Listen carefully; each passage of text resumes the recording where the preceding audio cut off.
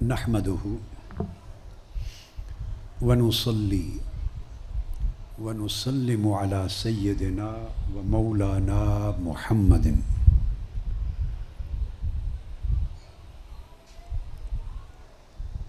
النبي الأمين المكين الحنين الكريم الرؤوف الرحيم وعلى آله وصحبه وأولياء أمته وصلحاء ملته أجمعين. أما بعد، أعوذ بالله من الشيطان الرجيم. بسم الله الرحمن الرحيم. سبحان الذي أسرى بعبده ليلا من المسجد الحرام إلى المسجد الأقصى الذي باركنا حوله لنريه من آياتنا إنه هو السميع البصير. صدق الله مولانا العظيم. معزز علماء کرام اور قائدین و کارکنان اعظام، جملہ خواتین و حضرات، طلباء اور طالبات،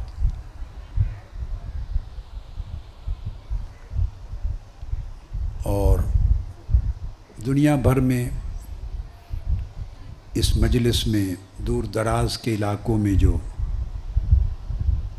سامعین اور سامعات ہیں، ہمارے ساتھ شریک ہیں، سب کو اس مبارک معراج النبی کی رات کی اس مجلس میں جسمانی طور پہ شریک ہونا یا سماعی طور پہ، سمعی اور بصری طور پہ شریک ہونا، اس پر مبارکباد دیتا ہوں، ویلکم کرتا ہوں۔ اتفاق ہے کہ ان دنوں میں یہاں تھا تو مجھے بھی آپ کے ساتھ اس مبارک رات کی محفل میں شرکت کی سعادت نصیب ہو گئی۔ بلا تمہید چند متفرق باتیں اس آیہ کریمہ کے حوالے سے حضور نبی اکرم صلی اللہ تعالیٰ علیہ وآلہ وسلم کے معراج کی مناسبت سے عرض کرتا ہوں۔ بہت عرصے کے بعد یہ موقع ملا ہے، یعنی کسی محفل معراج النبی صلی اللہ تعالیٰ علیہ وآلہ وسلم میں مرکز پر آپ کے ساتھ شریک ہونے کا۔ اس موضوع پر ممکن ہے مجموعی طور پہ 100 سے زیادہ میرے خطابات ہوں گے، مگر ہر خطاب میں نئے پہلوؤں اور نئی جہتوں پر گفتگو کی ہوگی۔ آپ کے پاس وہ کتابی صورت میں بھی ہیں اور کیسٹس کی صورت میں بھی ہیں۔ آج کچھ نئی چیزیں جیسے اگر ذہن میں جیسے جیسے آئیں گی وہ آپ کے سامنے رکھنا چاہتا ہوں۔ آقا علیہ الصلوۃ والسلام کے اس سفر معراج کے 3 مرحلے ہیں۔ یہ بات معروف ہے، علماء بیان کرتے ہیں اور آپ ہمیشہ سے سنتے ہیں۔ اس سفر کے 3 مرحلے ہیں۔ ایک مرحلہ مسجد حرام سے مسجد اقصیٰ تک کا ہے، جیسے فرمایا گیا اعوذ باللہ من الشیطان الرجیم سبحان الذی اسری بعبدہ لیلا من المسجد الحرام الی المسجد الاقصیٰ۔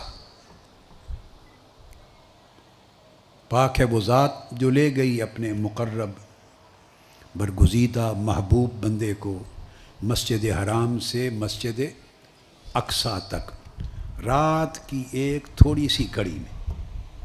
یہ پہلا مرحلہ ہے۔ دوسرا مرحلہ، یہ مرحلہ قرآن مجید میں صراحت کے ساتھ مذکور ہے۔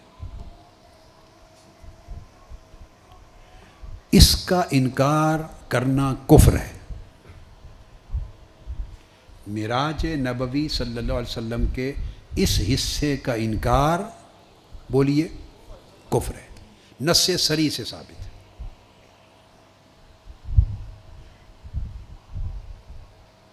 اس میں تعویل کی گنجائش نہیں ہے۔ دوسرا حصہ مسجد اقصیٰ سے فوق السماوات، آسمانوں سے اوپر، سدرۃ المنتہا تک، عرش تک، پھر اس سے اوپر، اس کو فوق السماوات کہہ دیتے ہیں، یا الی سدرۃ المنتہا الی العرش المعلی۔ تو مسجد اقصیٰ سے آسمانی کائنات اور بالائی کائنات کی آخری منزل تک، یہ احادیث صحیحہ سے ثابت ہے، احادیث صحیحہ سے ثابت ہے۔ اور ان احادیث صحیحہ میں اور روایات میں اتنی کثرت ہے، کثرت طرق ہے کہ وہ حد تواتر کو پہنچتی، معنوی طور پر حد تواتر کو پہنچتی ہیں۔ اس دوسرے حصے کا انکار کرنا اعتقادی فسق ہے، گمراہی ہے۔ آدمی کافر تو نہیں ہوتا مگر گمراہ کہلاتا ہے۔ کیا؟ گمراہ کہلاتا ہے، اعتقادی طور پہ فاسق ہو جاتا ہے۔ یہ دلال ہے، گمراہی ہے۔ پھر فوق السماوات کا جو مرحلہ ہے، پہلے حصے کو مسجد حرام یعنی مکہ معظمہ سے بیت المقدس مسجد اقصیٰ تک کا جو پہلا مرحلہ، اس کو اسراء کہتے ہیں۔ اس لیے قرآن مجید نے لفظ اسراء استعمال کیا۔ جو دوسرا مرحلہ ہے مسجد اقصیٰ سے جب آقا علیہ السلام اوپر تشریف لے جاتے ہیں، اس کو معراج کہتے ہیں۔ عرب دنیا میں اس رات کو جب مناتے ہیں، عرب دنیا سارے مرحلوں کو وہ بھی مانتی ہے، عقیدہ رکھتی، مگر وہاں جو معروف، مروج اور متداول لفظ ہے وہ شب اسراء ہے۔ وہ اس کو لیلۃ الاسراء کہہ کے مناتے ہیں۔ ہمارے ہاں پاکستان، انڈیا، بنگلہ دیش اور علاوہ اس کے گرد و نواح کے خطوں میں اس کو لیلۃ المعراج کہتے ہیں، شب معراج۔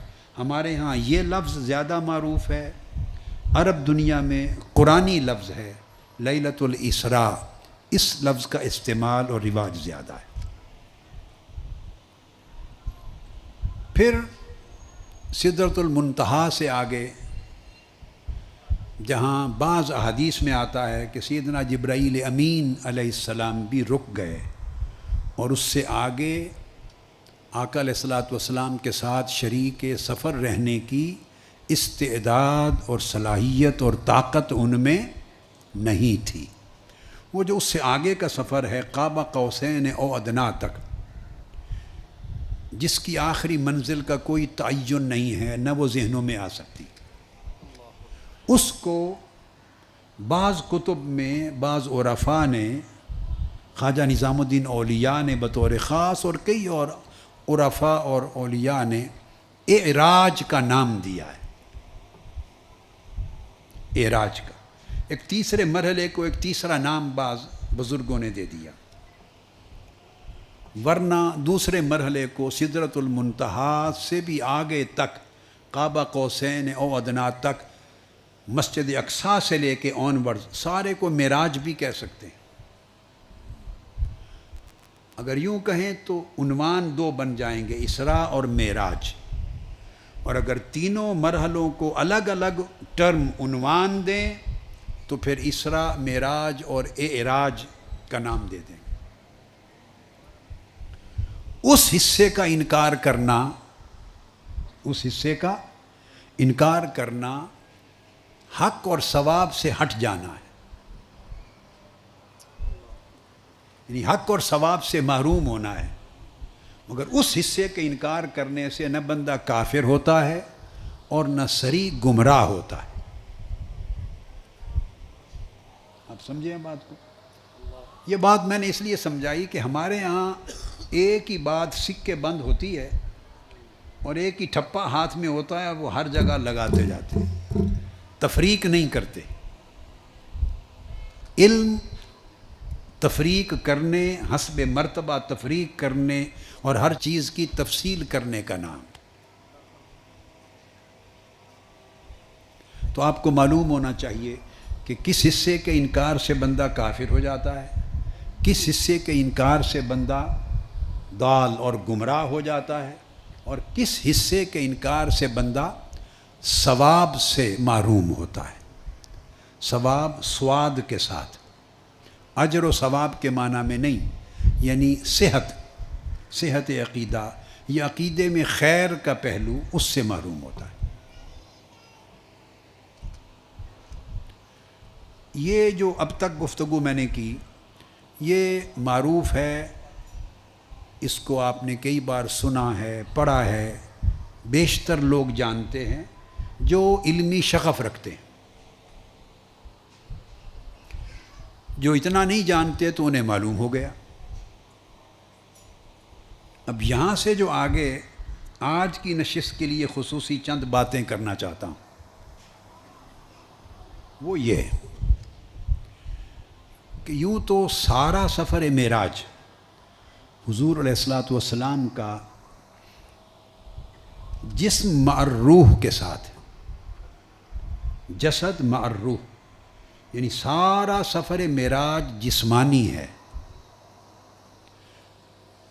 مسجد حرام سے لے کے مسجد اقصیٰ تک، اور مسجد اقصیٰ سے سدرۃ المنتہا تک، اور سدرۃ المنتہا سے قاب قوسین او ادنیٰ تک، سارا سفر تینوں مرحلوں پر مشتمل، سارا سفر جسمانی اور روحانی مشترکہ ہے، یعنی جسم اقدس کے ساتھ ہے. اس پورے سفر کا کوئی ایک مرحلہ بھی ایسا نہیں جو صرف آپ کی روح مبارک نے کیا ہو اور جسم اقدس ساتھ نہ ہو. اب بات سمجھ گئے؟ میں پھر دوہرا رہا ہوں، یہاں سے آج کی مجلس کا حصہ شروع ہو جائے گا. اس پورے سفر کا کوئی ایک مرحلہ بھی ایسا نہیں ہے جہاں آقا علیہ الصلوۃ والسلام کا جسم اقدس اور آپ کی روح مبارک دونوں اکٹھے نہ ہوں. ایسا نہیں کہ کچھ حصہ جسم اقدس کے ساتھ آپ نے سفر فرمایا، کچھ حصہ جسم اقدس رہ گیا اور روح مبارک کے ساتھ سفر کیا. یہ تفریق نہیں ہوئی. اب اس کی وجہ سمجھاتا ہوں. علماء نے ان چیزوں پر لکھا ہے، اکابر علماء نے، ائمہ نے. میں آپ کو سادہ طریقے سے اس کی بنیادی، اس کا جو سر ہے، راز ہے، اس کی حقیقت و حکمت سمجھاتا ہوں.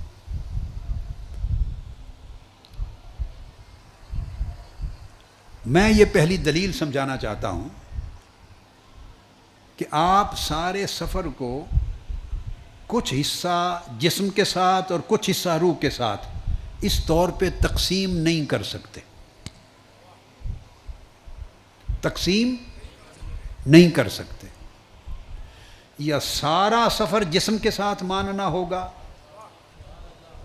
یا سارا سفر بغیر جسم کے صرف روحانی طور پر روح کا ماننا ہوگا. اکٹھا نہیں چلا سکتے کہ اتنی جگہ سے. اب یہ میں نے کہا یہ آج کی نشست کا حصہ ہے جو نیا ہوگا، جو اس انداز سے پہلے بیان نہیں کیا ہوگا. تھیم تو کبھی بدلتا نہیں ہے، ایک ہی ہوتا ہے، مگر یہ چیزیں نئے طریقے سے آپ کو سمجھ میں آئیں گی. میں دوہرا رہا ہوں کہ آپ اس سفر کو کچھ معراج اور آپ کا اسراء مع الجسد فقط، اور کچھ حصہ سفر مع الروح فقط، بلا جسد، بغیر جسم کے، اس طرح اس سفر کے حصے اور ٹکڑے نہیں کر سکتے. یا سارا سفر جسم و روح کا اکٹھا جسم کے ساتھ ماننا ہوگا، یا سارا سفر جسم کے بغیر فقط روح کا ماننا ہوگا. بین بین کی صورت ممکن نہیں. کوئی یوں کہہ سکتا ہے کہ کیا حرج ہے کہ مسجد حرام سے مسجد اقصیٰ تک کے سفر کو جسم سے مان لیں اور اوپر کا حصہ صرف روح کا مان لیں. کوئی یہ کہہ سکتا ہے، اور ہم بھی اس کو بات سمجھنے سمجھانے کی غرض سے ایک لمحے کے لیے اپنے پاس رکھتے ہیں اور اس پر غور کرتے ہیں. اگر کوئی کہے کہ صرف روح کے ساتھ ہوا ہے، کوئی کہے کہ یہ معراج فقط روحانی ہے، تو یہ بات یاد رکھ لیں، روحانی معراج سے مراد جو لوگ ایسا کہتے ہیں وہ منامی معراج ہوتا ہے، خواب کی معراج. روحانی معراج سے مراد یعنی سوئے اور رات خواب میں معراج کیا، منامی معراج ہے، خواب کی معراج. یہ ہے روحانی معراج کا معنی. اگر آپ روحانی اور منامی معراج مان لیں تو یہ معجزہ ہی نہ رہا. اگر اس موقف کو مان لیں تو یہ معجزہ ہی نہ رہا اور معجزے کا کلیتاً انکار ہو گیا. اور یہ قرآن مجید میں اللہ پاک کا فرمانا سبحان الذی اسریٰ بعبدہ استغفر اللہ العظیم، یہ ایک ایسا اللہ کا ایک ایسا دعویٰ بن گیا کہ جس دعوے کی کوئی ضرورت ہی نہیں تھی اور جس دعوے میں کوئی حقیقت ہی نہیں تھی، کہ پاک ہے وہ ذات جو اپنے بندے کو لے گئی.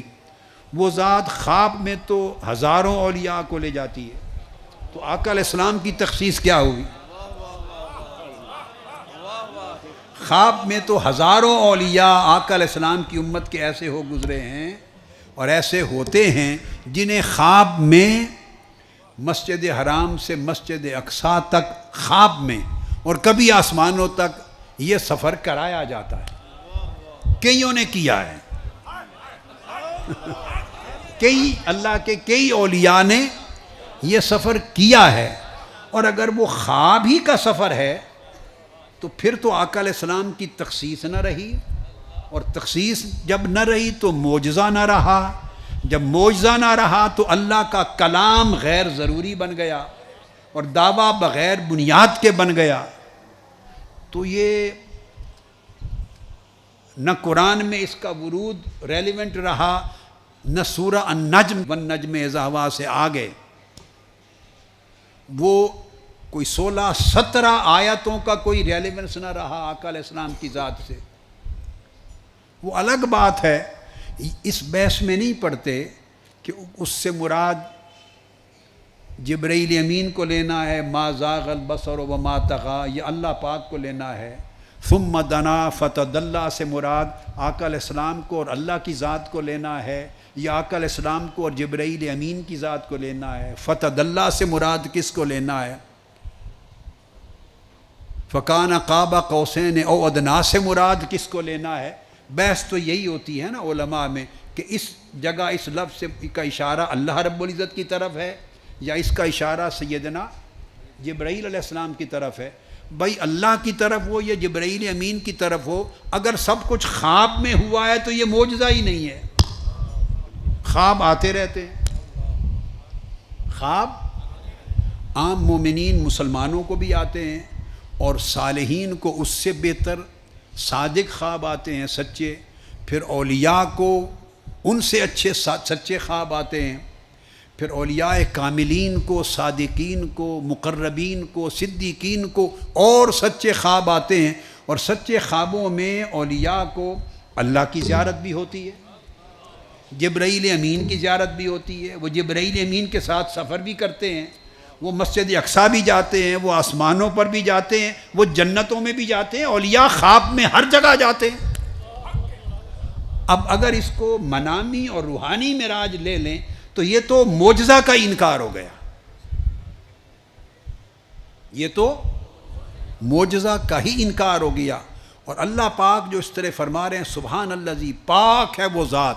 کوئی بڑا کام ہو تو تب اللہ اس بات کو سبحان الذی سے شروع کرتا ہے. آپ بھی سبحان اللہ کہتے ہیں نا. ایک عام بات ہو، مثلا یہ اگر میں پانی پی لوں تو آپ سبحان اللہ کہیں گے؟ ہر کوئی پانی پیتا ہے، اس میں سبحان اللہ کی کون سی بات ہے؟ آپ سمجھ گئے. اگر کوئی کھانا کھا لے تو سبحان اللہ کی کون سی بات؟ کسی کو نیند آ جائے، اس میں خواب آ جائے تو سبحان اللہ کی کون سی بات ہے؟ جو مطابق عادت ہو اس پہ سبحان اللہ نہیں کہا جاتا. جو زندگی کے عام طور طریقوں اور عادتوں کے مطابق ہو اس پر آدمی سبحان اللہ نہیں کہتا. سبحان اللہ اس پر کہتے ہیں جس بات پر تعجب ہو، جو عادت کے خلاف ہو. انسانی طاقت، عادت، صلاحیت، استعداد، قوت اس کو عام طور پہ نہ پہنچ سکتی ہو. کوئی انوکھا اور نرالا کام ہو جو کوئی اور نہ کر سکتا ہو اور کوئی کر دکھائے، اس پر انسان ایسے کلمات تحسین بولتا ہے سبحان اللہ.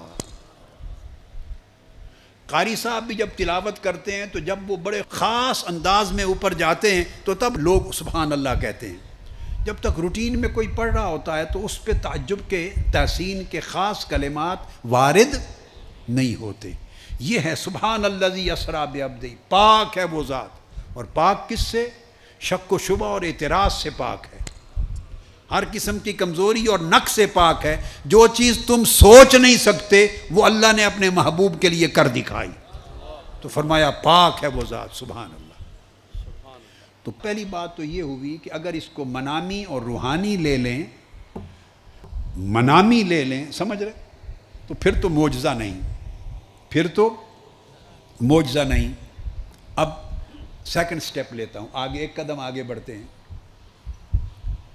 For the sake of discussion, ایسے بحث کے لیے، بات کو سمجھنے سمجھانے کے لیے ایک دوسرا اینگل سمجھتے ہیں، لے لیتے ہیں کہ کوئی یہ کہے جب کہ یہ بات کسی نے کہی نہیں. یہ بھی بتا دوں، ایک امکان لے رہا ہوں، پاسبلٹی، جب کہ اس امکان اور پاسبلٹی کو کسی نے، علماء اور ائمہ میں سے کسی نے نہیں لیا. مگر کیا فرق پڑتا ہے، یعنی جس کے جی میں جو آئے وہ اگل مار دیتا ہے، تو چلو اس کو بھی انٹرٹین کر لیتے ہیں. کوئی کہے کہ خواب تو نہیں تھا مگر جسم بھی نہیں گیا، فقط روح گئی، تو یہ بے عقلی کی بات ہے. اس لیے کہ ایسا کہنے والا گویا یہ کہنا چاہتا ہے کہ ایک وقت اس رات ایسا آیا کہ جسم اقدس آرام فرما تھا اور جسم سے روح نکل گئی تھی. یعنی جب روح نکل جائے تو اس کیفیت کو موت کہتے ہیں. تو آپ معراج کا موضوع بیان کرتے ہوئے معاذ اللہ آقا علیہ السلام کی ذات اقدس پر موت وارد کر رہے ہیں کہ روح جسم سے نکل گئی. جب روح نکل جائے، خالی جسم رہ جائے، اسی کو موت کہتے ہیں. اسی کو، تو اگر جسم وہیں رہا اور خالی روح چلی گئی معراج پر تو یہ تو موت کی کیفیت ہے. اس پر سبحان اللہ کیسے بنا؟ سبحان اللہ جی اس پر کیسے بنا؟ معاذ اللہ، استغفر اللہ. اور یہ ایک ایسی بات ہے کہ یہ بجائے آقا علیہ السلام کی شان بیان کرنے کے، یہ اس کے برعکس ہے.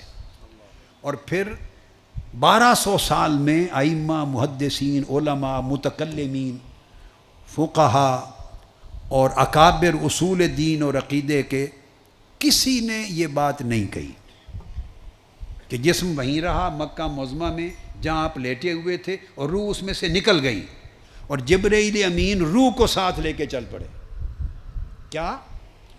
روح کو ساتھ لے کے چل پڑے اور روح گئی اوپر قاب قوسین تک، یا سدرۃ المنتہا تک، یا مسجد اقصیٰ تک. سمجھ گئے؟ تو یہ نامعقول بات ہوگی اور نہ یہ عقل میں آنے والی ہے نہ نقل میں آنے والی ہے. یہ سراسر غلط، بے بنیاد اور نادانی کی بات ہوگی. اور پھر اس پر اگلی بات یہ کہ اگر خالی روح نے سفر کرنا تھا تو اس کے لیے براق لانے کی کیا ضرورت ہے؟ اگر روح نے سفر کرنا ہو تو گھوڑے لائے جاتے ہیں روح کے لیے. روح کے لیے کوئی گھوڑے یا کوئی براق لائے، اس کے لیے سواری کی کیا ضرورت ہے؟ روح تو خود اس براق سے بھی زیادہ نورانی ہے.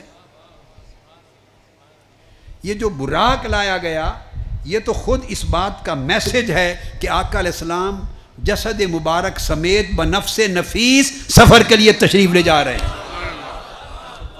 یہ جو براق کا ذکر آیا ہے وہ خود ایک میسج ہے کہ یہ سفر نہ خواب کا تھا نہ خالی روح کا تھا، جس میں پاک کے ساتھ سوار ہوئے جیسے سواری کی جاتی ہے. آپ سمجھے بات کو؟ جیسے سواری کی جاتی. خود براق اٹ سیلف اس بات کی کافی و وافی دلیل ہے کہ منامی اور روحانی نہیں ہے، محض روحانی نہیں ہے، منامی تو ہے ہی نہیں، منامی تو ہے ہی نہیں۔ اور پھر اگر واپس آ کے آقا علیہ الصلوۃ والسلام یہ فرما دیں اور آپ نے فرمایا ہو کہ میں نے آج رات خواب میں معراج کیا ہے اور خواب میں مسجد اقصیٰ پہ گئے ہوں، تو کسی کو اعتراض کرنے کی ضرورت ہے؟ ابو جہل کو اعتراض کرنے کی ضرورت ہے؟ سیدنا ابو بکر صدیق کو تصدیق کرنے کی ضرورت ہے؟ کفار و مشرکین کا اکٹھ کرنے کی کوئی ضرورت ہے سین کعبہ میں اس بات پہ کہ انہوں نے دعویٰ کیا ہے کہ آج میں نے خواب میں معراج کیا؟ تو اکٹھ کس چیز کا؟ ہر کوئی خواب میں کر سکتا ہے، کسی کا معراج یہاں تک، کسی کا یہاں تک، کسی کا وہاں تک، ہر کسی کی اپنی صلاحیت ہے۔ تو اس پر تو اعتراض ہی نہیں بنتا، انکار بھی نہیں بنتا، تصدیق بھی نہیں بنتی، تکذیب بھی نہیں بنتی۔ اور پھر احادیث میں آتا ہے کہ وہ اکٹھے ہو کر آقا علیہ السلام سے سوال کرنے لگے کہ بتائیں مسجد اقصیٰ میں کیا ہے، راستے میں کیا دیکھا؟ اگر کسی نے خواب دیکھا ہو تو خواب بتائے تو کوئی اس عمارت کی کڑیاں بھی پوچھتا ہے اس سے، اس کی کھڑکیاں بھی پوچھتا ہے، خواب دیکھا ہو تو اس کی کوئی تفصیلات اور علامات بھی پوچھتا ہے۔ اب بھلے سفر میں بھی کوئی پوچھتا ہے کہ کسی قافلے کو دیکھا، کیا ہوا کیا نہیں ہوا۔ خواب اگر کوئی بتا دے میں نے خواب دیکھا ہے تو اس سے کوئی سوال کرنا بنتا ہی نہیں ہے۔ اس سے ثابت ہوا کہ آقا علیہ السلام نے بھی صبح جب بیان کیا تو خواب کر کے بیان نہیں فرمایا تھا، ایک کھری جیتے جاگتے معراج کی حقیقت کو بیان کیا تھا۔ تب ہی تو ایک زلزلہ بپا ہو گیا کفار میں کہ یہ کیسی بات کر دی، ایک ہی رات میں یہ وہاں سے یہاں کیسے ہو کے آ گئے؟ تو خواب میں تو ہوتا رہتا ہے۔ تو یہ تو پہلی بات کی نفی ہو گئی، ٹھیک ہے۔ اب دوسری بات جو میں نے شروع کی تھی تو میں نے کہا کہ رک جاتے ہیں، پہلے اس حصے کو تھوڑا دیکھ لیں۔ اب دوسری بات لیتے ہیں، وہ امکان اگر کوئی کہے جو میں نے کہا یہ بھی معقول نہیں ہے اور منقول بھی نہیں ہے، کوئی یہ کہے کہ مکہ معظمہ سے بیت المقدس مسجد اقصیٰ تک تو جسم کے ساتھ ہوا، تو وہاں مسجد اقصیٰ کے بعد باقی معراج روحانی ہے، روح کا ہے، جسم کا نہیں۔ اب اس پریپوزیشن کو لے لیتے ہیں۔ اگر کوئی یہ کہے تو اس پر سوال بنتا ہے، اس سے پوچھا جائے گا کہ اگر مسجد اقصیٰ تک آپ نے مانا کہ جسم کے ساتھ گئے، اوپر روح کے ساتھ گئے، تو جسم کہاں چھوڑ گئے؟ حرم کعبہ میں چھوڑ گئے یا ادھر فلسطین میں رہ گیا جسم اقدس؟ تو یہ بات غیر معقول ہے اور غیر منقول۔ یعنی آپ اگر تقسیم کریں گے تو کیا بنے گا؟ مسجد اقصیٰ تک جسم کے ساتھ گئے تو وہاں کیا ہوا کہ پھر وہاں سے روح اقدس نکال لی گئی، جسم وہیں چھوڑ دیا گیا۔ اگر کہیں کہ جسم ادھر ہی رہا تو پھر تو مسجد اقصیٰ تک بھی جسم کے ساتھ نہیں گئے، اور اگر کہیں وہاں تک جسم کے ساتھ گئے اوپر روح کے ساتھ تو جسم پھر وہاں کہاں چھوڑا؟ روح کب پلٹی، پھر جسم میں کب آئی، اور اس عرصے میں جسم زندہ رہا یا وفات پا گئے؟ سارے سوال جو مکہ معظمہ میں قیام کے دوران وارد ہونے تھے وہ سارے القدس میں وارد ہو گئے۔ اب آپ سمجھے؟ آپ نے وہاں لے جا کر پھر جسم اور روح کو جدا کر دیا، تو جسم اقدس کا کیا بنا، روح اقدس کا کیا بنا؟ تو اوپر روح اقدس کو لے جانے کی ضرورت کیا تھی اگر جسم نہیں جا رہا؟ تو جسم اقدس وہاں رہا یا وہاں سے براق پر واپس آ گیا؟ وہ براق پر واپس آ گیا تو روح مبارک کس چیز پر گئی؟ اگر براق روح لے گئی اوپر تو جسم واپس کیسے آیا؟ آپ بات کو سمجھیں۔ لہذا اگر آپ اس مفروضے کو بنا لیں تو اس میں بھی کوئی جان، عقل اور شعور اور دلیل نہیں ہے۔ تو میں نے عرض کیا نہ یہ جواز ہے کہ منامی خواب میں ہوا، نہ اس امر کا جواز ہے کہ جسم وہیں رہا، جسم اقدس اور خالی روح معراج پر گئی، اس کا بھی کوئی جواز نہیں، اور نہ اس امر کا جواز ہے کہ آدھا سفر جسم و روح کا اکٹھا ہوا اور وہاں جسم اقدس رہ گیا اور روح مبارک اوپر چلی گئی۔ ان تینوں امکانات میں سے کوئی امکان قابل قبول نہیں بنتا. یہاں تک سمجھ گئے آپ؟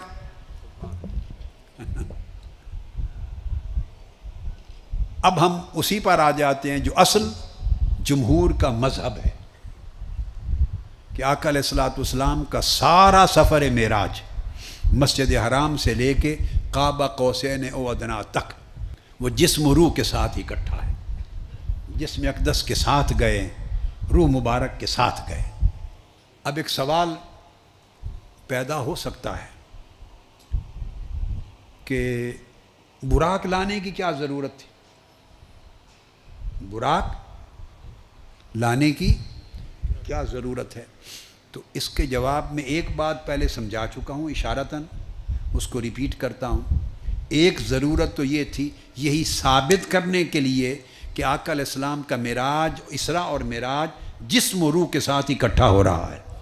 سواری اس بات کی دلیل ہے کہ کوئی سوار ہو کر جا رہا ہے، یہ نہیں کہ خالی خواب میں یا روح کے ساتھ اوپر سفر کر رہے ہیں. براق اس لیے لایا کہ ثابت ہو کہ جسمانی معراج ہو رہا ہے، جسمانی معراج ہو رہا ہے. اسباب کئی ہیں، میں صرف اسی ایک نقطے پر اگر بات شروع کر لوں تو پھر ہماری ساری رات اسی ایک نقطے پر گزر جائے گی کہ براق کیوں لایا گیا. ساری رات اسی ایک، ہر چیز آگے پیچھے چھوڑ دیں گے تو ایک رات صرف اس ایک حکمت کے بیان کے لیے بھی کافی نہیں ہے. اس میں درجنوں حکمتیں اور توجیحات آتی چلی جائیں گی. میں نہیں جانا چاہتا، تھوڑا تھوڑا کر کے اکثر چیزوں کو، ساری تو نہیں کہتا، اکثر ضروری چیزوں کو تھوڑا تھوڑا کر کے کور کرنا چاہتا ہوں. تو دوسری حکمت بیان کرتا ہوں کہ براق کیوں لایا گیا. اس لیے کہ اس دنیا سے سفر فرما رہے ہیں، اس دنیا سے سفر شروع ہو رہا ہے تو اسباب، یہ دنیا عالم اسباب ہے، اور ہر کوئی جو اس دنیا میں سفر کرتا ہے سواری پر سفر کرتا ہے. لہٰذا اس دنیا کا جو عالم اسباب کا جو طور طریقہ ہے اس کو قائم رکھنے کے لیے، تاکہ دنیا کو پتہ ہو کہ اسباب کے ساتھ سفر کیا. آقا علیہ السلام کو اگر معراج سفر ہی آسمانوں سے ہوتا تو شاید براق نہ لایا جاتا. سفر چونکہ اس دنیا عالم اسباب سے ہوا ہے، اور ہر کوئی جب سفر کرتا ہے تو سواری پہ سفر کرتا ہے، سفر کرتا ہے تو سواری پہ سفر کرتا.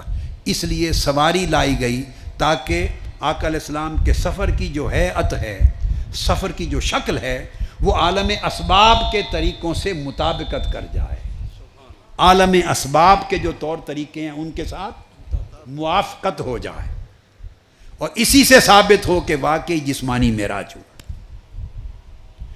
تو عالم اسباب میں جو اسباب، اور تیسری چیز یہ کہ امت کے لیے اور بڑے بڑے اولیاء کے لیے بھی یہ خاص بات، عوام سے متعلق یہ نکتہ نہیں، امت کے اولیاء کے لیے جو بغیر سواری کے سفر کر سکیں اپنی روحانی طاقت کی بنیاد پر، انہیں بھی یہ درس دے دیا جائے کہ بغیر سواری کے اڑتے پھرنے میں بلند رتبہ نہیں، سواری پر جانے میں رتبہ بلند ہے. یہ آقا علیہ السلام کی سنت ہے. تدبیر کو چھوڑنا بلند مقام نہیں ہے، تدبیر کی سنت کے مطابق چلنا یہ بلند رتبہ ہے. تاکہ جو روحانیت والے لوگ ہیں، اولیاء ہیں، صالحین ہیں، اللہ والے اور ایمان رکھنے والے مومنین، ایمان والے مسلمان، ان کو معلوم ہو جائے کہ تدبیروں کو اور اسباب کو چھوڑ کر پرواز کرنا اور چھوڑ پر آرزویں رکھنا، تدبیر و اسباب کو چھوڑ کر، یہ سنت محمدی کے خلاف ہے.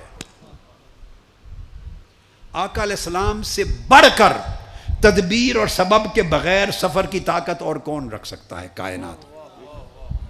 آقا علیہ السلام سے بڑھ کر تدبیر اور سبب کے بغیر کوئی طاقت رکھ سکتا ہے؟ آپ سے بھی زیادہ یا آپ جتنی؟ کوئی نہیں. پھر لے جانے والے ساتھ جبرائیل ہیں، جبرائیل ساتھ ہو تو اس سے بڑھ کر بھی پھر کسی اور کی طاقت ہو سکتی ہے؟ بدون تدبیر، بغیر سبب کے جائیں، اور پھر اللہ فرمائے کہ اللہ لے کر گیا، اللہ کی ذات ہو لے جانے والی، اور پھر بغیر تدبیر کے ہو. اب بات کو سمجھیں. آقا علیہ السلام خود جانے والے ہوں تدبیر کی حاجت ہے؟ تدبیر اور سبب کی محتاجی ہے؟ بولیے نہیں بھئی، اگر تدبیر اور سبب کی محتاجی ہوتی تو جب چاند ٹکڑے کیا تو وہاں کون سی تدبیر استعمال تھی؟ آقا علیہ السلام کو کون سی محتاجی ہے تدبیر اور سبب کی؟ اگر تدبیر اور سبب کے محتاج ہوتے تو جب ڈوبے سورج کو پلٹایا تو کون سے رسے باندھے ہوئے تھے پلٹانے کے لیے؟ کون سی تدبیر تھی؟ جب درختوں کو زمین سے بلا کے تو جڑوں سمیت کھینچ لیا، سجدہ گیر ہو گئے، جب پتھروں نے کلمہ پڑھا، مردے زندہ ہو گئے، انگلیوں سے پانی پھوٹ پڑا، تو کون سی تدبیریں تھیں وہاں استعمال ہوئی؟ تو آقا علیہ السلام کے تو سینکڑوں معجزات بغیر تدبیر کے، بغیر تدبیر کے کر سکتے ہیں۔ تو جو بلا تدبیر اتنی بڑی طاقت جن کو اللہ نے عطا کی ہو، وہ سفر کرتے ہوئے اللہ کی بارگاہ کی طرف اگر تدبیر کو نہ چھوڑیں اور سبب کو نہ چھوڑیں اور سوار ہو کے جائیں، تو آقا کی امت میں لوگ تدبیر چھوڑنے لگے تو یہ کون سی بڑائی کی بات ہوگی؟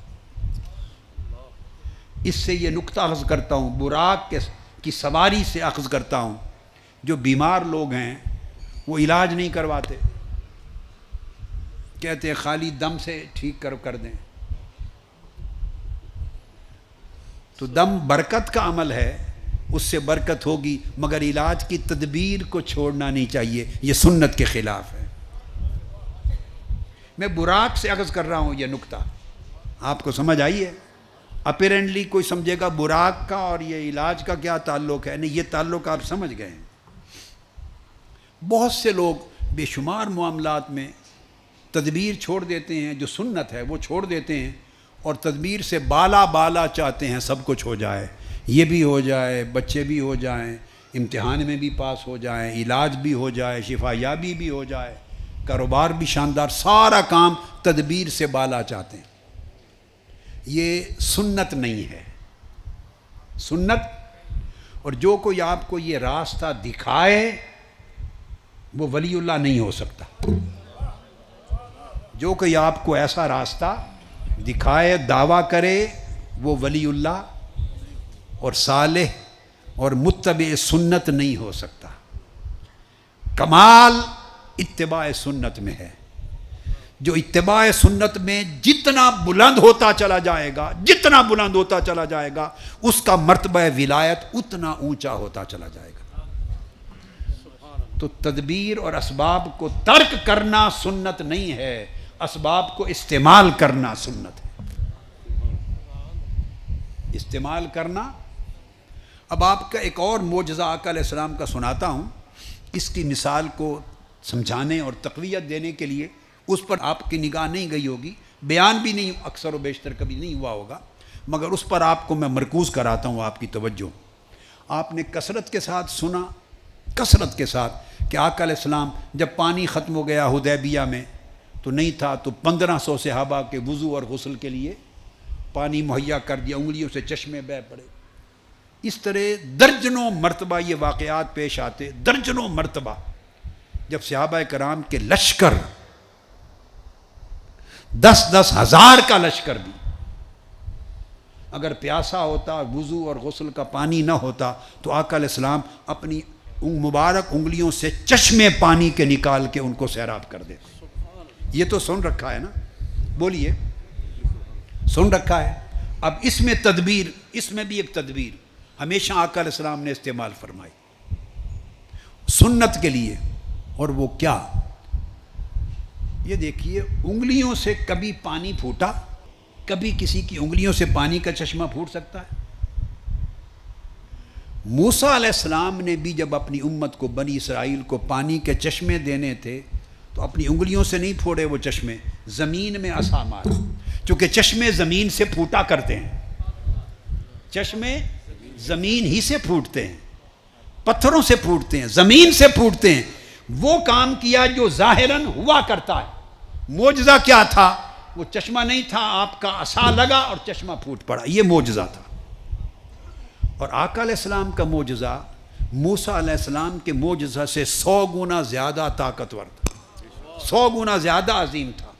وہاں چشمے کا پھوٹنا معجزہ تھا، مگر زمین سے پھوٹنا عادت ہے۔ آقا علیہ السلام نے چشمے پھوڑے مگر زمین سے نہیں، انگلیوں سے پھوڑے، انگلیوں سے کبھی چشمے نہیں نکلتے۔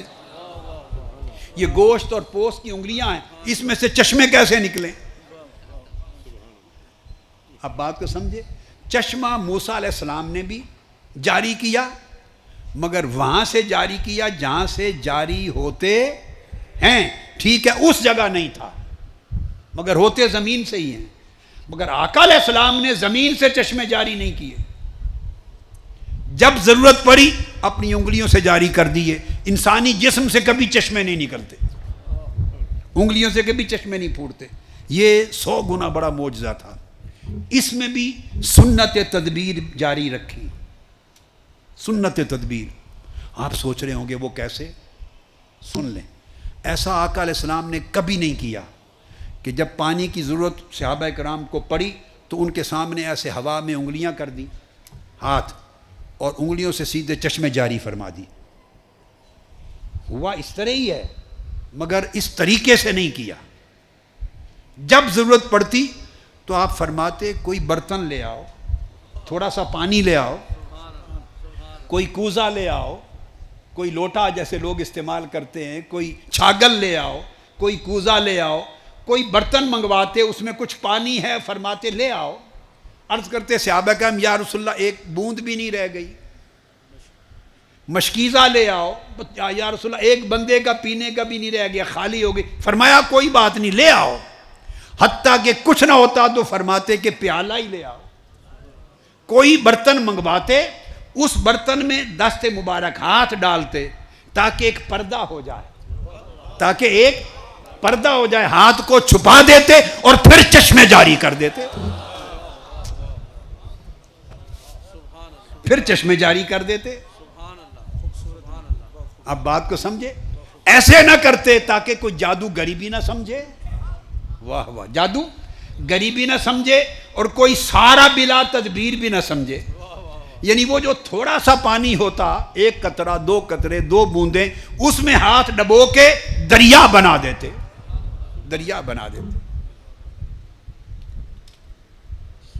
کسی کی کھجوریں بڑھا دی تو ایسا نہیں کرتے تھے کہ ایسے زمین پہ کھجوروں کا انبار لگا دیا، نہ، 2 4 5 کھجوریں ہیں چھاگل میں، اس میں رکھ لو، ہاتھ ڈال دیتے اور کہتے اس کو کھولنا نہیں، تمہاری نسلیں کھاتی رہیں گی، ختم نہیں ہوگی۔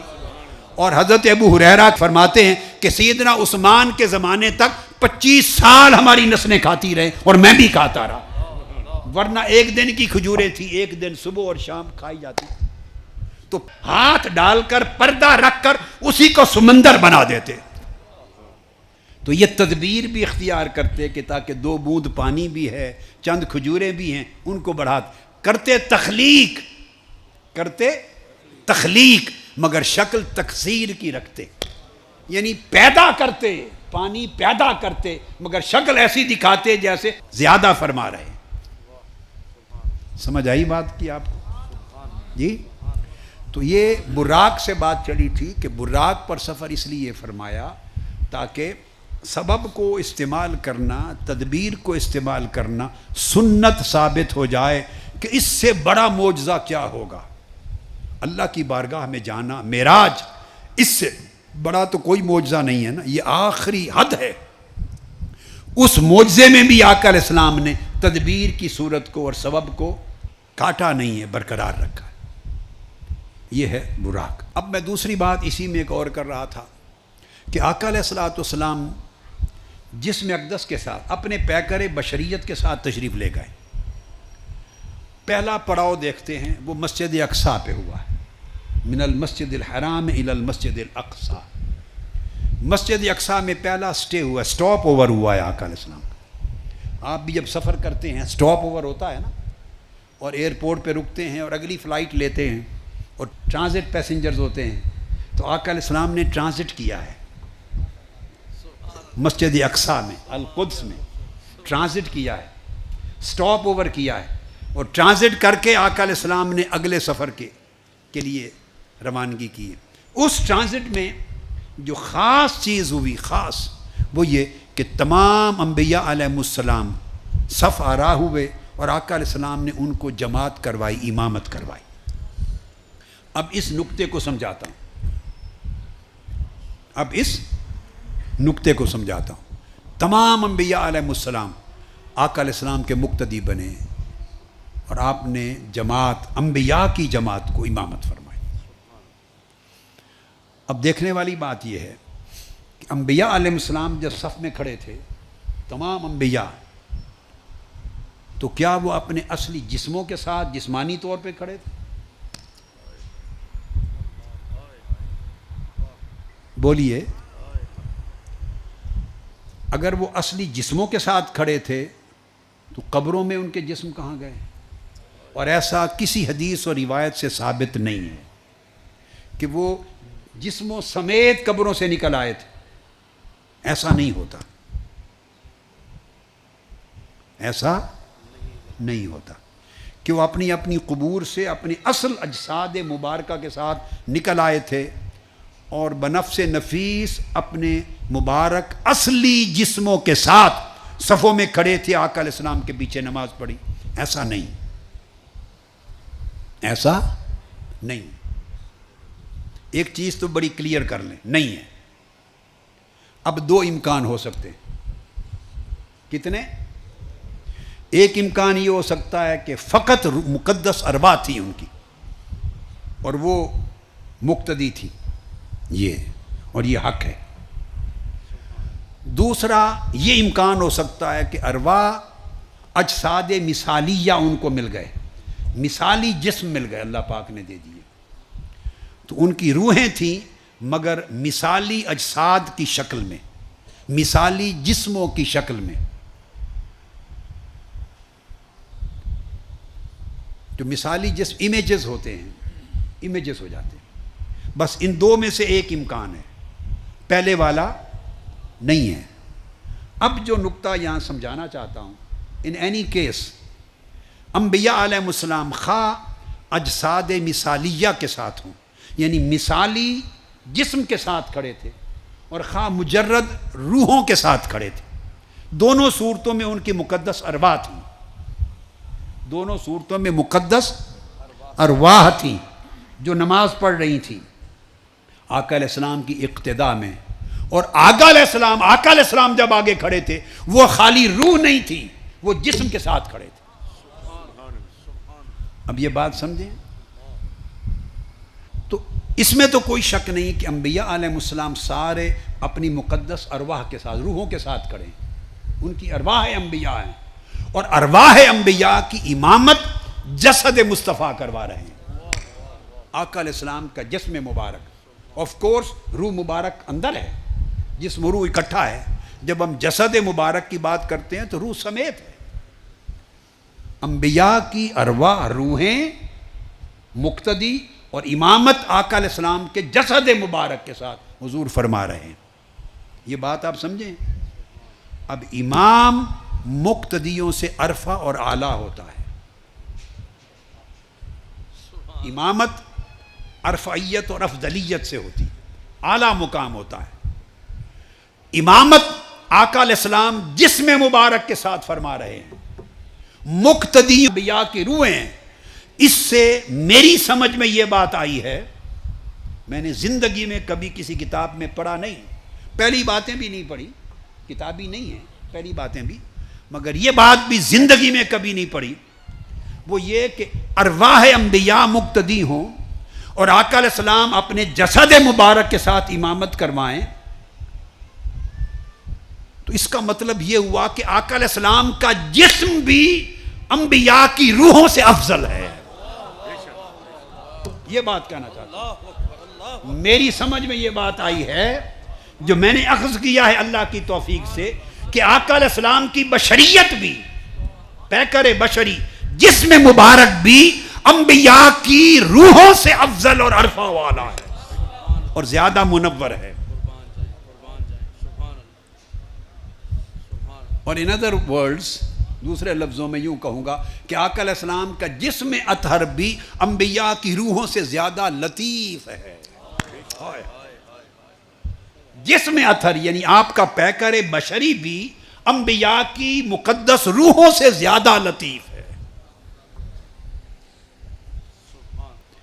اس لیے انبیاء کی مقدس ارواح مقتدی ہیں اور آقا علیہ السلام اپنے جسم اقدس کے ساتھ امام ہیں.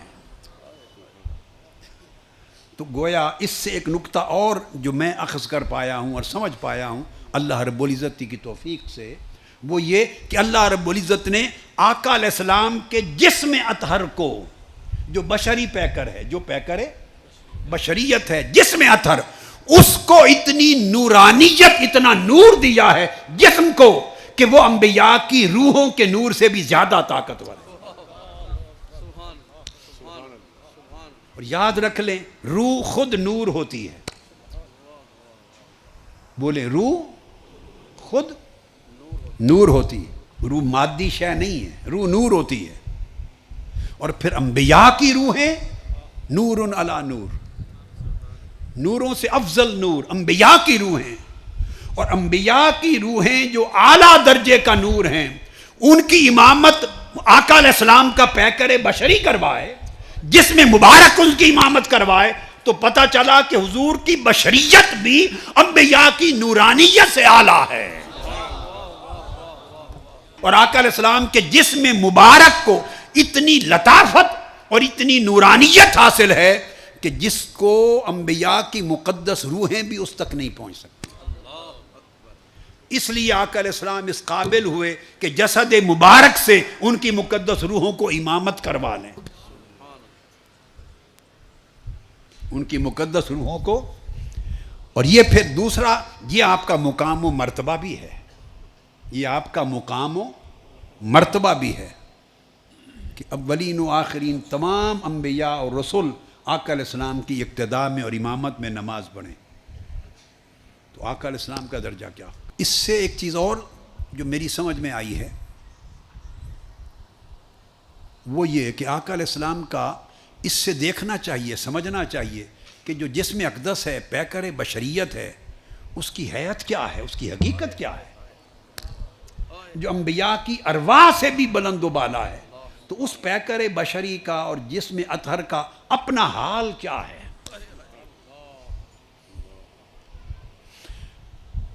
تو میں یہ محسوس کرتا ہوں، جو کچھ کتب میں پڑھا، نصوص کو دیکھا، تشریحات کو دیکھا، تعویلات کو دیکھا، تعبیرات کو دیکھا، قرآن و سنت اور پھر سلف صالحین اور اولیاء اور اکابر علماء محدثین کی تصریحات سے جو کچھ اخذ کیا، میں اس نتیجے پر پہنچا ہوں کہ میں اس لیے یہ کہہ رہا ہوں کہ جو بات اب کہہ رہا ہوں یہ میں نے چونکہ کسی کی پڑھی نہیں کہ میں اس کو نقل کروں، تو میں ان کا نام لے دوں گا پھر، اگر لے دیتا، اگر پڑھی ہوتی. تو اگر اس میں غلطی ہے تو میری طرف ہی منسوب کریں چونکہ میں نے اخذ کیا ہے. اگر اس میں صحت ہے، اچھائی ہے، تو ان اکابر اولیاء ائمہ کی طرف منسوب کریں جن کی شاگردی ہے ہمیں، جن سے سیکھتے ہیں، جن کو پڑھتے ہیں اور خیرات لیتے ہیں، جن سے اس رائے میں اخذ کرنے میں اچھائی لگے تو اوپر منسوب کر دیں، کوئی کمزوری لگے تو میری طرف منسوب کر دیں. اس لیے میں کہہ دیتا ہوں کہ ایسی بات سمجھ میں آئی کہ آقا علیہ السلام کی بشریت مقدسہ، مجھے لگتا ہے کہ وہ جو آپ کا جسم اقدس ہے، آپ کا جسم اقدس وہ مرقع تھا بشریت اور نورانیت دونوں چیزوں کا. آپ کا جسم اقدس فقط بشری نہیں تھا. اب آپ سمجھئے کہ کیا آپ کو بتا رہا ہوں. جسد اقدس، جسم مبارک فقط بشری پیکر نہیں تھا، بشری پیکر بھی تھا اور مرقع نور بھی تھا. وہ بشریت اور نورانیت دونوں کا مرقع تھا.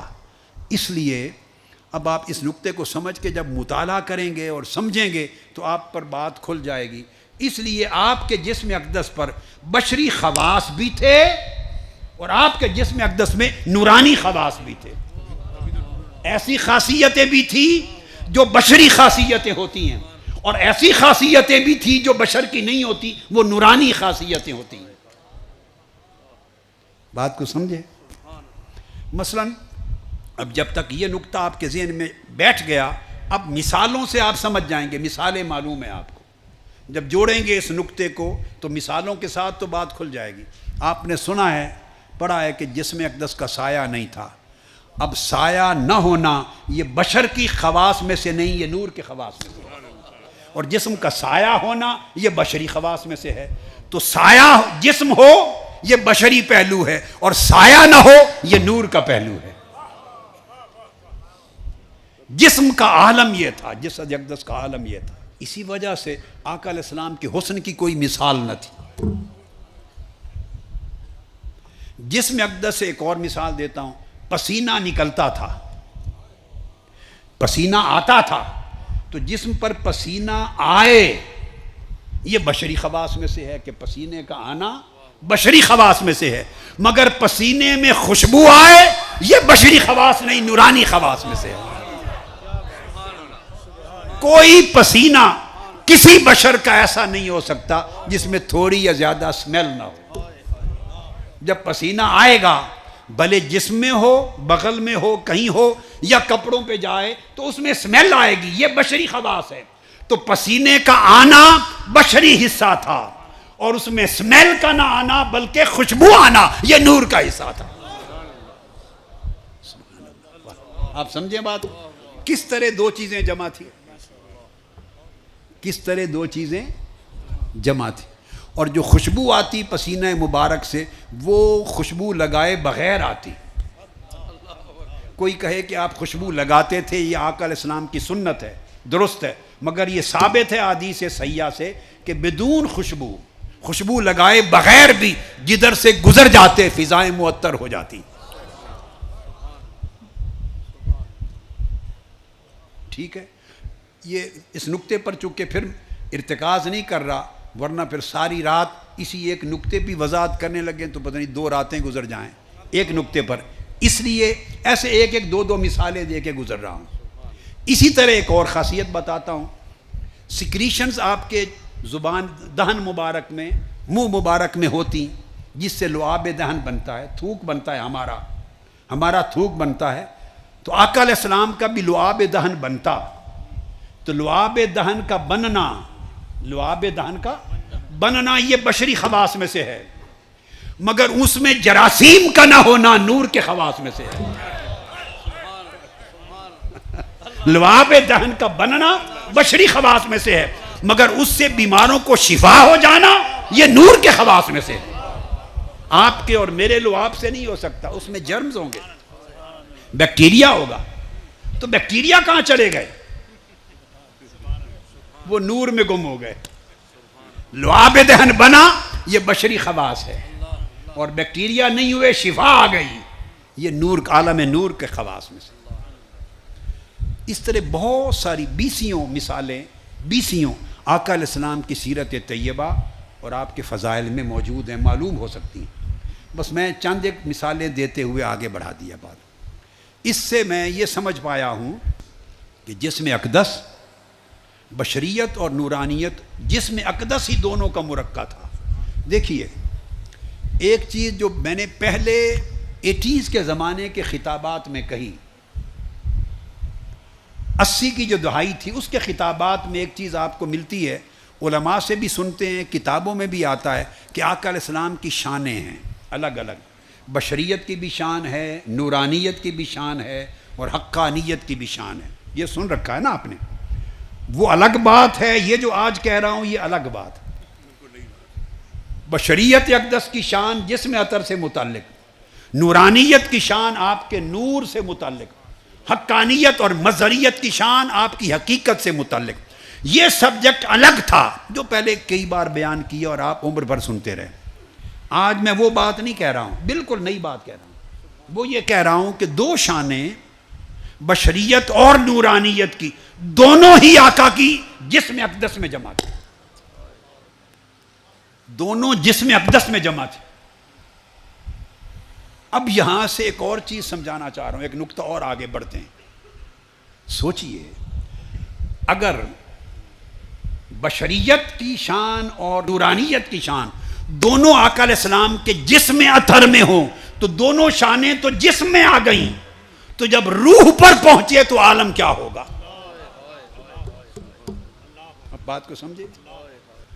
ایک جسم ہے آقا علیہ السلام کا، جسم اطہر، اور جسم کی معراج کا یہ پہلا مرحلہ ہے جو ہم بیان کر رہے ہیں، مسجد حرام سے مسجد اقصیٰ تک۔ اس میں سارا سفر رہا تو سارا سفر جسم اقدس کے ساتھ، جسم اقدس کے ساتھ، مگر یاد رکھ لیں کہ سفر کے تینوں مرحلوں میں ہر ایک مرحلہ آقا علیہ السلام کی ذات اقدس کے ایک ایک حصے کے لیے خاص تھا، تاکہ اس مرحلے میں اس حصے کو معراج پر پہنچایا جائے۔ ویسے تو تینوں مرحلوں میں جسم اقدس اور روح مبارک اکٹھے رہے، اس پر ہم ابتدائی گفتگو بڑی خوبصورت کر چکے ہیں نا۔ اب میں جو بات کہہ رہا ہوں وہ یہ کہ بے شک اول تا آخر جسم و روح اکٹھے رہے، مگر معراج کے تین جو مرحلے ہیں، اسراء اور معراج، مسجد اقصیٰ تک ایک اور سدرۃ المنتہا تک دوسرا، اور اس سے آگے مقام کعبہ قوسین او ادنیٰ تک تیسرا، یہ جو تین حصے ہیں سفر کے، ان میں سے ہر ایک حصہ آقا علیہ السلام کی ذات اقدس کی ایک ایک شان کو الگ الگ معراج کروانے کے لیے تھا، اس خاص شان کے لیے خاص تھا۔ تو گویا مسجد حرام سے مسجد اقصیٰ تک پہنچے تو یہ جسم آخر تک رہا، مگر بطور خاص جسم کی معراج تھی، بطور خاص جسم کی معراج تھی، کہ جب جسم مصلی پر امامت کروا رہا ہے اور انبیاء کی روحیں مقتدی بن کے کھڑی ہیں، یہ جسم کی معراج تھی۔ اور مسجد اقصیٰ سے جب آگے گئے سدرۃ المنتہا تک تو آقا علیہ السلام کی روح مبارک کی معراج تھی، حالانکہ وہاں بھی جسم ساتھ تھا، اور جب جسم کی معراج تھی تو روح ساتھ تھی، جسم و روح جدا نہیں ہوئے کہیں بھی، مگر پہلے حصہ معراج میں فوکس کہتے ہیں، کیا فوکس، جسم اطہر کے جو لطائف ہیں، آقا کے جسم پاک کے جو لطائف ہیں اور جسم پاک کی جو شانیں ہیں اور آپ کے جسم اقدس کی جو خاصیتیں ہیں اور اس کے جو مرتبے ہیں، انہیں معراج پر پہنچانا مقصود تھا۔ وہ جسم جو میں نے کہا کہ جسم کے اندر بھی بشریت و نورانیت دونوں جمع تھے، جسم کا سمجھایا نا کہ جسم کی یہ شان تھی، لعاب دہن میں شفا تھی اور پسینہ میں خوشبو تھی اور جسم کا سایہ نہ تھا۔ یہ جو جسم کے خواص ہیں، ان جسم کے خواص کو معراج کرانا مقصود تھا۔ القدس سے جب آگے چلے تو آقا علیہ السلام کے جسم کو معراج ہو گئی تھی، اس جسم کی معراج ہو گئی تھی۔ اور جب القدس سے مسجد اقصیٰ سے آگے سدرۃ المنتہا پہ پہنچے تو جب سدرۃ المنتہا کو آقا علیہ السلام نے چھوڑا تو آپ کی روح اقدس کی معراج ہو گئی تھی۔ اب یہ جو مرتبے ہیں، بشریت کا مرتبہ، نورانیت کا مرتبہ، روحانیت کا مرتبہ، یہ جو انسان مراتب کو دیکھتا ہے، مختلف فرشتوں کا نورانیت کا مرتبہ ہے، انسانوں کا بشریت کا مرتبہ ہے، پھر اللہ والوں کی روحانیت کا مرتبہ ہے، بھئی یہ سارے مرتبے تو آقا علیہ السلام کے جسد اقدس میں گم ہو گئے، یہ تو جسد مبارک میں آ گئے سارے۔ اب جب آقا علیہ السلام کا روح کا مرحلہ معراج آتا ہے، جس میں جسم ساتھ تھا مگر دوسرے مرحلے میں فوکس روح مبارک پر تھا، محمدن اسپرٹ پر تھا۔ پہلے محمدن باڈی پر فوکس تھا، پہلے فوکس آپ کی باڈی پر تھا، اب فوکس آپ کی spirit per, civil and spirit per focus ہے۔ جب روح پر فوکس ہوا معراج کا، اور فوکس سے مراد اس کا بھی فوکس ہے نا جو لے جا رہا ہے، وہ جو لے جا رہا ہے۔ پہلے مرحلے میں فوکس اس چیز پر تھا کہ جسم کے لطائف اور مقامات کو معراج ہو جائے، دوسرے مرحلے میں فوکس روح محمدی پر تھا کہ اس روح محمدی کے لطائف کو معراج ہو جائے۔ تو جب سدرۃ المنتہا سے آگے گزرے تو جسم و روح سب کے لطائف کی معراج ہو گئی تھی۔ اب جو چیز انسانی سمجھ میں آنے والی ہے وہ ختم ہو گئی یہاں، اس سے آگے انسان کیا سمجھے گا؟ اس سے آگے کیا سمجھے گا؟ تو میں اس کو آپ کے لیے یوں سمجھاتا ہوں کہ پہلے مرحلے پر جسم کا معراج ہو رہا ہے، دوسرے مرحلے پر آپ کے قلب کا معراج ہو رہا ہے، قلب محمدی کا معراج ہو رہا ہے. اور قلب پر جو واردات ہوتی ہیں، دل پر جو واردات ہوتی ہیں ان کا معراج ہو رہا ہے، اور دل کے احوال کا معراج ہو رہا ہے، اور دل کے مقامات کا معراج ہو رہا ہے. اور جب سدرۃ المنتہا سے آگے بڑھے اور قاب قوسین او ادنا تک گئے تو وہاں قلب، جسم و قلب کے معراج ہو چکے تھے. اب آقا علیہ السلام کی روح کا معراج شروع ہوا ہے، وہاں سے روح اقدس کا معراج شروع ہوا ہے. روح اقدس کا معراج شروع ہوا ہے. جسم جب معراج کی طرف جاتا ہے انسانی زندگی میں، جسم روحانی معراج کی طرف جاتا ہے جسم، تو کم کھاتا ہے جسم، اور کم کھانے سے گزارا ہو جاتا ہے. یہ اس کی معراج کا سفر ہے. کم سوتا ہے، گزارا ہو جاتا ہے. جسم میں لطافت آنے لگتی ہے، جسم میں پاکیزگی آنے لگتی ہے، جسم کے شہوانی حصے مغلوب اور کمزور ہونے لگتے ہیں. جو جسم کی طلبات ہیں، طلب ہے جسم کی جو ضروریات ہیں ان میں کمی آنے لگتی ہے، اور جسم ان سے بے نیاز ہونے لگتا ہے، تھوڑا تھوڑا بے نیاز ہونے لگتا ہے. تو جب جسم ان چیزوں سے بے نیاز ہونے لگے اور ان کی محتاجی سے نکلنے لگے تو سمجھیں جسم اپنے روحانی معراج کی طرف جا رہا ہے.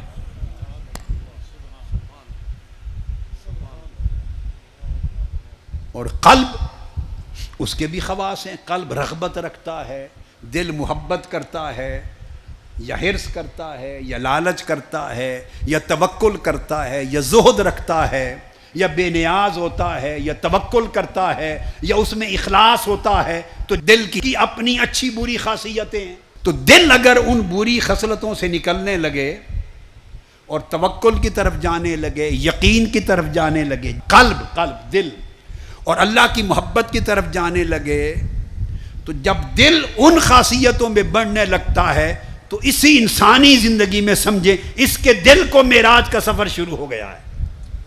اس کے دل کا سفر معراج شروع ہو گیا ہے. اور روح اس سے آگے عالم جبروت کی چیز ہے. تو روح جب ہے تو روح کی کیا خوراک ہے؟ جس کے ساتھ روح آگے بڑھتی ہے وہ اللہ کی قربت ہے، وہ اللہ کی معرفت ہے. تو جب روح میں اللہ کی معرفت اور قربت اور رضا یہ چیزیں بڑھنے لگیں، روح میں معرفت اور قربت بڑھنے لگے، تو سمجھیں روح معراج کی طرف جا رہی ہے. یہ میں نے چند اشارے کیے. تو جیسے جیسے معراج کے مرحلے بدلتے گئے ویسے ویسے آقا علیہ السلام کی شخصیت اور آپ کی ذات اقدس کے ہر گوشے کے معراج اپنے کمال پہ پہنچتے گئے، اپنے کمال پہ پہنچتے گئے. اور جب قاب قوسین او ادنا کا مقام آیا اور اللہ رب العزت کے ساتھ، اب یہاں ایک بات سمجھنے والی، جب اس مقام پر اللہ کی معیت خاصہ میں، اللہ کی بارگاہ میں اس مقام پر جا پہنچے، تو بتائیے یہاں اس دنیا میں اللہ کسی سے دور ہے؟ بولیے. نحن اقرب الیہ من حبل الورید، ہم تمہاری شاہرگ سے بھی زیادہ قریب ہیں. تو اللہ تو ہماری شاہرگ سے زیادہ قریب ہے، تو آقا علیہ السلام سے کتنا قریب ہوگا؟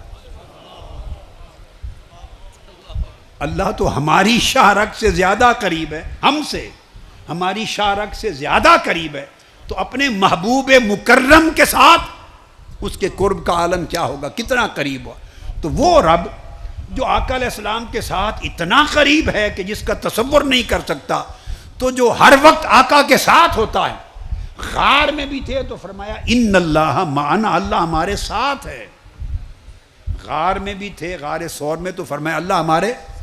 تو جب اللہ ہر وقت حضور کے ساتھ ہے اور آقا علیہ السلام سے کبھی جدا ہوا ہی نہیں، وہ اپنے بندگان مومنین سے جدا نہیں ہوتا، اپنے انبیاء و مرسلین سے جدا کیسے ہوگا؟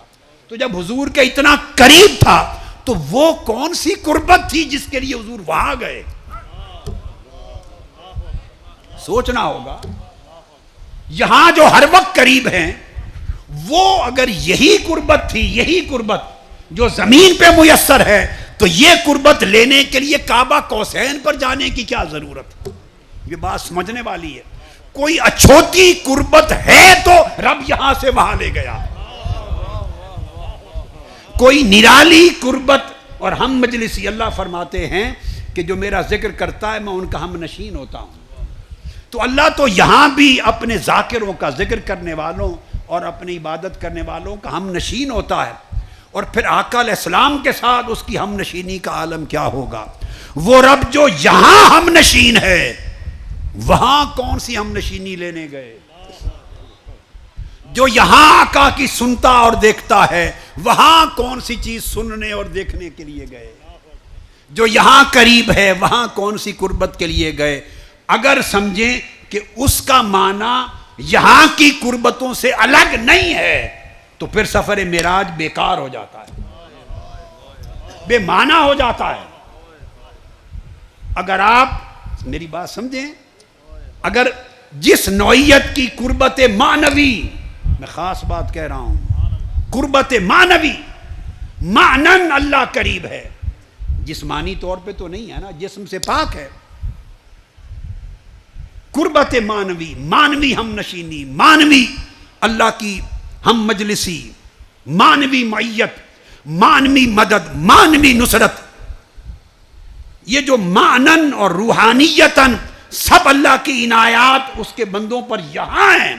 اگر انہی عنایات کا معنی لینا ہے تو جبرائیل کو بھیج کے وہاں کون سی عنایات، وہاں کیا ضرورت؟ ضرورت کیا ہے؟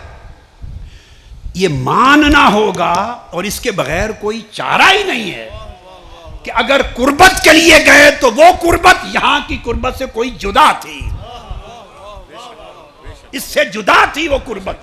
اگر ہم نشینی کے لیے گئے تو وہ ہم نشینی اس دنیا کی ہم نشینی سے جدا تھی. اگر دیدار کے لیے گئے تو وہ اس دنیا کی قلبی رویت، دل کا جو دیدار کرنا، اس سے جدا تھا. اور اس کے ساتھ اس کے سامنے بیٹھ کر ہم کلام ہونے کے لیے گئے تو وہ کلام تو ہر روز قرآن کی صورت میں یہاں بھی کرتا تھا، اس ہم کلامی سے جدا تھی. اگر یہاں اور وہاں کو ایک جیسا بنا دینا ہے تو معراج بے مقصد ہو جاتی ہے، بے مقصد ہو جاتی ہے.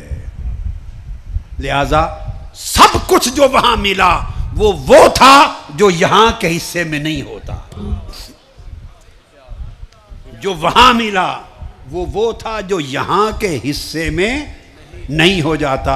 اور اب بات ختم کرنا چاہ رہا ہوں، تو آخری بات جو کہنا چاہتا ہوں کہ جو عنایات وہاں تھیں وہ عنایات ہیں جو یہاں نہیں، بولیے، ہو سکتی. اگر یہی جو معنوی عنایات کا تصور یہاں پر ہے، اگر یہی معنی لینا ہے تو معراج کا مقصد فوت ہو جاتا ہے. وہ اس کو تحصیل حاصل کہتے ہیں، لا حاصل ہے، کوئی مقصد نہیں رہتا. لہذا وہ خاص عنایات ہیں جو آقا علیہ السلام کے لیے وہاں کی خاص تھی. تو آخری بات جو کہنا چاہتا ہوں یہ سمجھ لیں، جو وہاں تھا اور وہاں بلا کر جو دینا تھا، اور وہاں بلا کر جو آقا علیہ السلام کا حال کرنا تھا، اور وہاں بلا کر جو آقا کو مقام دینا تھا، اور وہاں بلا کر آقا علیہ السلام کو جو کچھ بنانا تھا، جو وہاں تھا اگر وہ یہاں ہوتا تو وہاں بلایا نہ جاتا. سو وہ یہاں نہ تھا اس لیے وہاں بلایا. اور جب وہاں سے پلٹے اور یہاں آئے تو ہمارے لیے یہ ساری کائنات یہاں رہی، آقا علیہ السلام کے لیے یہ یہاں بھی وہاں بن گیا، یہ یہاں بھی وہاں بن گیا. جانے سے پہلے یہ یہاں تھا اور کعبہ قوسین وہاں تھا. جب پلٹ کے آئے تو حضور جدھر جاتے وہاں ساتھ رہتا.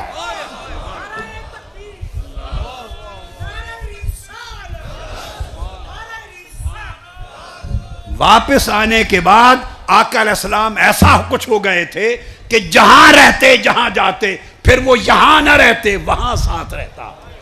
پھر وہ آخر وقت تک وہاں میں رہے. اللہ رب العزت اس وہاں کا حصہ ہمیں عطا فرما دے. آقا علیہ السلام کے جوڑوں کے طفیل. وما علینا الا البلاغ.